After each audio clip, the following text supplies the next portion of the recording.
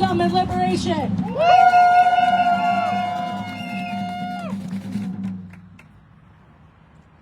All right, y'all, so let's give it up for our first speaker. We have from North Carolina Poor People's Campaign, a national call for moral revival, Reverend Arita Payne, President of Unity and Community, North Mecklenburg. Please welcome Reverend Arita.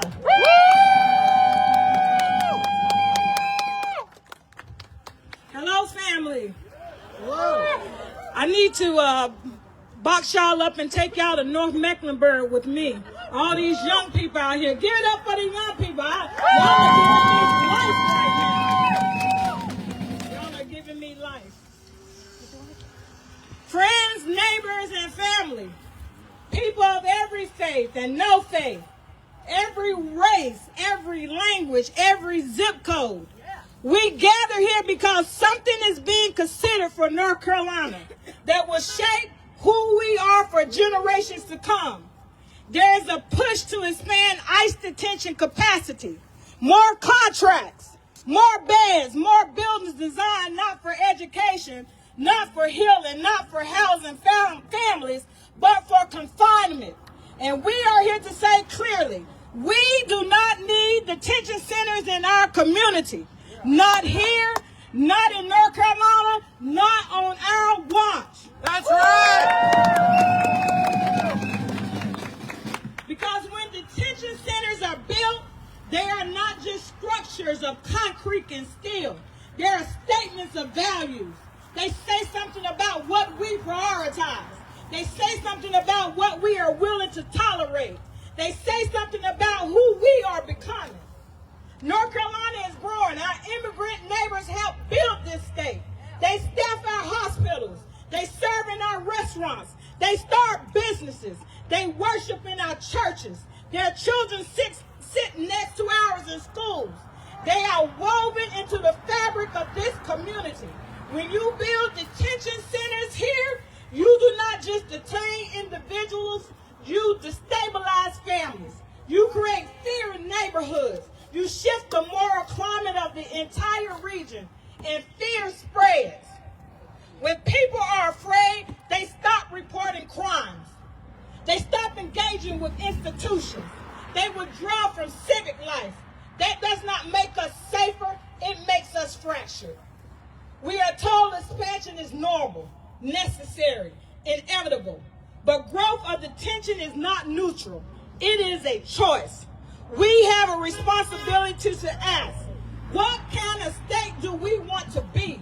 Do we want to be known for innovation, inclusion, and opportunity? Or do we want to become a hub for detention? No! Because once these facilities are built, they do not quietly disappear. They grow, they expand, they become embedded in the economic and political landscape. And then our community becomes defined by them. This is not about being for one group or against another. This is about deciding whether we invest in communities or cages. Imagine if the resources, just imagine if the resources being discussed were directed towards affordable housing, mental health services, education, workforce development, public health. These are the investments that strengthen our community. Detention centers do not strengthen communities. They isolate them. They separate mothers from children. They remove workers from workplaces overnight. They send a message to entire neighborhoods. You are watched. You are suspect. You are not secure. That is not what we want. Our children are watching us. You know that, right? They are learning what we normalize. They are learning whether we respond to growth with welcome or with walls. And this moment requires courage.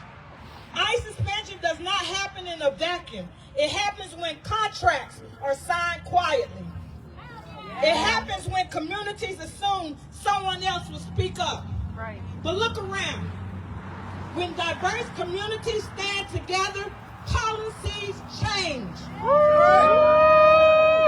When neighbors show up together, decisions shift.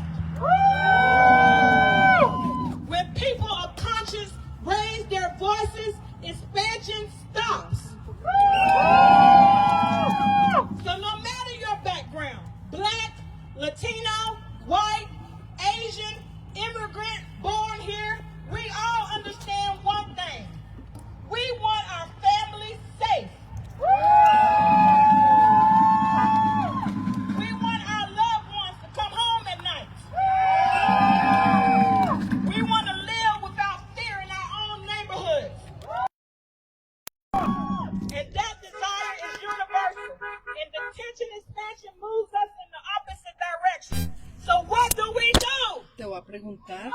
Yo no sé si yo alcanzo a salir de la cámara. Voy a preguntar. ¿Cómo es tu nombre? Mi nombre es Kate. Kaylin. Ella es del grupo socialista, un grupo de jóvenes, ¿cómo se llama? Y vas a contarnos por qué están acá. ¿Cómo está saliendo en inglés? Estamos en vivo en este momento. We talk to our neighbors. Concerns allow systems to grow, but solidarity can stop them. If you believe every person deserves dignity, say dignity for all. If you believe families belong together, say families belong together. Families belong together. And if you believe North Carolina should invest in communities, not cages, say invest in communities. Invest in communities. And if you believe we have the power to shape what happens, say not in our state, not on our watch. Listen, we don't have to agree on everything to agree on this. We do not need detention centers. We want a future rooted in dignity. We want a community defined by opportunity. And we want our state to reflect our highest values, not our deepest fears. When a community stands united for dignity, justice moves. So let us lead here committed, not just inspired, committed to showing up, committed to speaking out, committed to standing together across every line that tries la to corporación divide us. de GEO Group está generando millones de dólares de los ataques de la comunidad inmigrante, y Trump solamente es la cara de las deportaciones. Pero corporaciones como GEO Group son responsables de las desesperaciones, el terror real. Sabemos que hay un van a poner 3 centros. Thank you, Reverend. Solidarity is our greatest weapon, because we know when the people come together, when we unite together, we're stronger together, and that we can actually win. The people united will never be defeated. El pueblo unido jamás será vencido.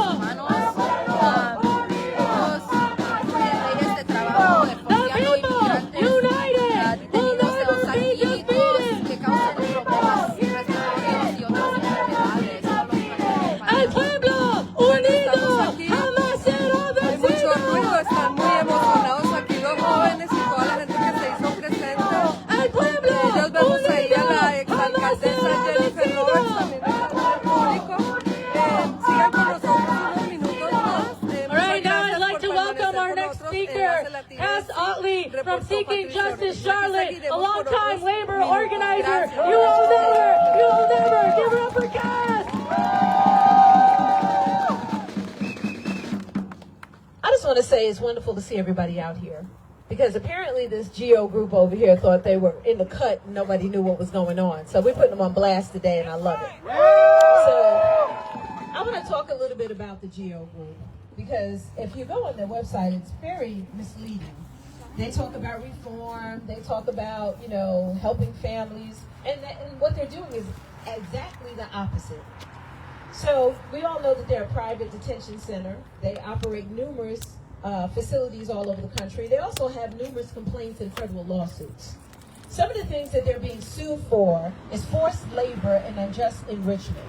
They have multiple cases where they have people that are being detained, either working for $1 a day or no pay, so that they don't have to hire staff.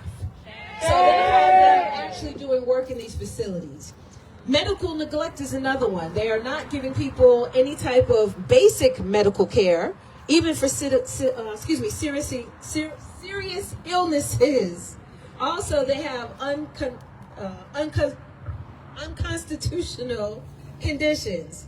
And there's also been reports of preventable deaths, where people actually died because they didn't get medical care and they didn't get the things that they needed.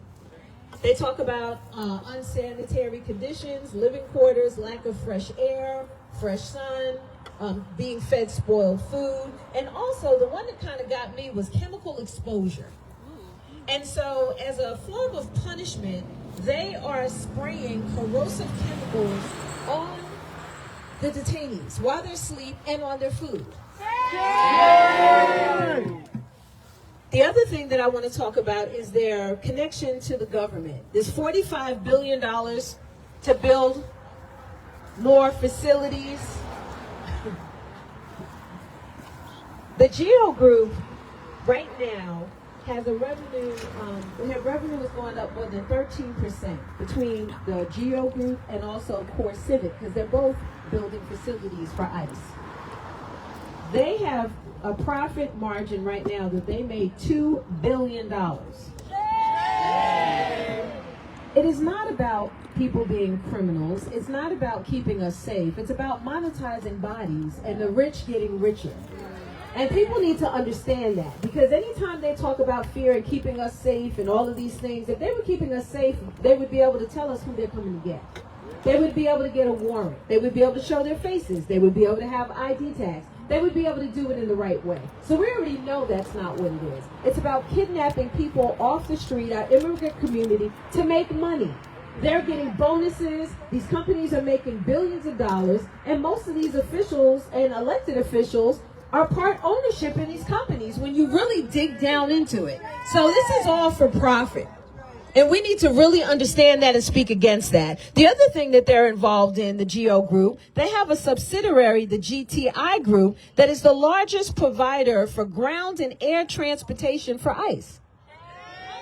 So not only are they building detention centers, but now they're transporting detainees on plane, on land, and we have to speak out against this. We have to hold our government officials accountable. We need to call them. We need to email them. We need to go to meetings and call them out, because their silence is being complicit. So if they're not saying anything against it, that means they're for it, and we need to vote them the hell out of office.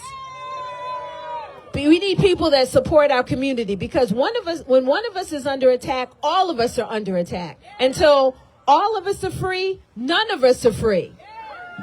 So who keeps us safe?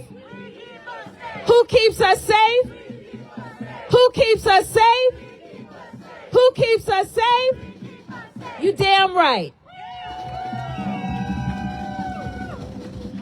We must expose these monsters who hold immigrants in these deplorable conditions.